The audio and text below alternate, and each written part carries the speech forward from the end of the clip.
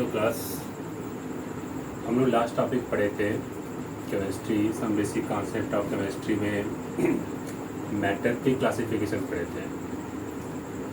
आज हम लोग पढ़ने जा रहे हैं कंपाउंड कुछ जनरली, जो उसके जनरल नेम कॉमन नेम है, और कैसे एक मैटर की क्या प्रॉपर्टीज है, कैसे उसको हम डिफाइन करते हैं, उसके बारे में पढ़ना है। तो जैसे देखिए कंपाउंड है, हम लोग इसके बारे में पहले भी कभी आप क्लास 10 में प्रीवियस क्लासेज इसके बारे में स्टडी कर चुके हैं, preparation physical property, chemical property के बारे में। जैसे NaCl कॉमन नेम इसका है rock salt, chemical name sodium chloride. Na2CO3.10H2O sodium carbonate 10 Deka hydrate and common name is washing soda. NaSCO3 sodium bicarbonate or sodium hydrogen carbonate, common name is baking soda. Next Na2SO4.10H2O sodium sulfate decahydrate, this compound is commonly known as a globular salt. CaO calcium oxide, commonly known as a quicklime. CaOH put twice calcium hydroxide and common name is slackline.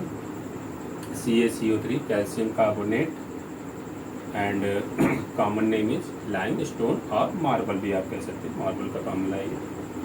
CaSO4.1/2H2O calcium sulfate hemihydrate is the formula of POP, plaster of Paris. CaSO4.2H2O calcium sulfate dihydrate is the formula of gypsum. CuSO4.5H2O, 5 is pentahydrate, copper sulfate. It is the commonly known as a blue vitriol. MgSO4.7H2O is commonly known as a gypsum. अब हम लोग आते हैं properties of matter and there measurement. कैसे matter की properties क्या है और उसका मेजरमेंट कैसे करें। दो प्रॉपर्टीज हो गई, फिजिकल और केमिकल प्रॉपर्टी। फिजिकल प्रॉपर्टी में क्या करते हैं मैटर में, तो जैसे हम फिजिकल है तो फिजिकल प्रॉपर्टी में मैटर का हम कैसे मेजरमेंट करेंगे, उसका मेजरमेंट होगा क्या क्या, और उसकी अपनी आइडेंटिटी क्या है, वो किस शेप में किस साइज़ में है ये पता करना, और उसका कंपोजिशन क्या है, मतलब किस कंपोजिशन से मिलकर बना है। सेकंड आपका है केमिकल प्रॉपर्टी। तो केमिकल प्रॉपर्टी में क्या जानना है कि जो सबस्टांस है उसमें क्या केमिकल चेंजेज हो रहे हैं, और जो सबस्टांस है उसका नेचर कैसा है, वो एसिडिक है, बेसिक है या कैसा है, ये न्यूट्रल है, उसके बारे में हमें केमिकल प्रॉपर्टी में जानना है। अब जैसा कि हेडिंग है मेजरमेंट, तो मेजरमेंट के लिए हमें, जैसे मैंने आपको बताया कि मेजरमेंट के लिए हम यूज़ करते हैं किसका, फिजिकल प्रॉपर्टी का। अब जो मेजरमेंट है वो अलग अलग तरह की होती है, तो उसके लिए बनाया गया यूनिट। अब पूरे वर्ल्ड में अलग अलग सिस्टम है, तो हमारा सिस्टम जैसे डिफरेंट टाइप ऑफ सिस्टम है, 3 सिस्टम आपका है MKS, CGS and FPS system.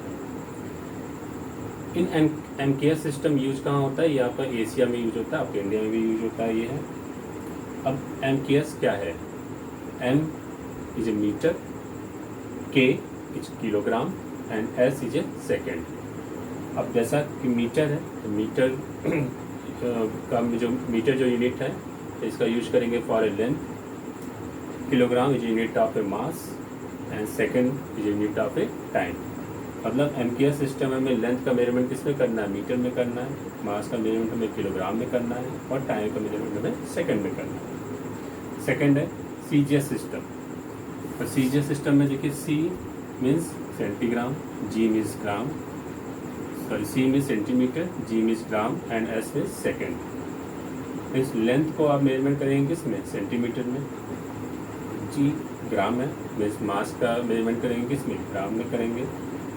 और जैसा कि लेंथ होता है तो लेंथ को मेजरमेंट किस में करेंगे आप, सेंटीमीटर में, और टाइम का मेजरमेंट किस में करना है आपको, सेकेंड में। In case of A FPS system में क्या है कि F is a full form, F का क्या मीन्स है, foot, P means pound, S means second.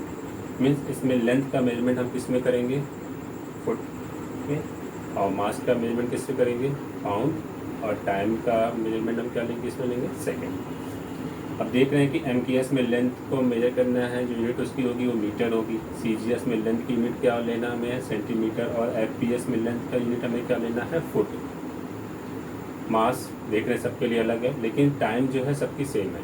Time period देखिए, एमपीएस से भी सेकेंड है, सीजीएस से भी सेकेंड है और एफपीएस से भी सेकेंड है। एफपीएस सिस्टम जो है इसे हम इंग्लिश सिस्टम या ब्रिटिश सिस्टम भी कहते हैं, इस इंग्लैंड में ये इस सिस्टम का यूज़ किया जाता है। और सीजीएस सिस्टम जो है आपका फ्रांस में यूज़ किया जाता है मैक्सिमम।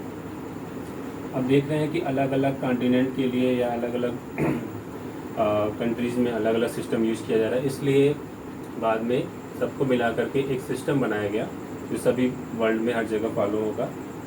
इसे हम क्या कहा गया, इंटरनेशनल सिस्टम। अब ये जो इंटरनेशनल सिस्टम है इसका शॉर्ट एब्रीविएशन फॉर्म है क्या, SI।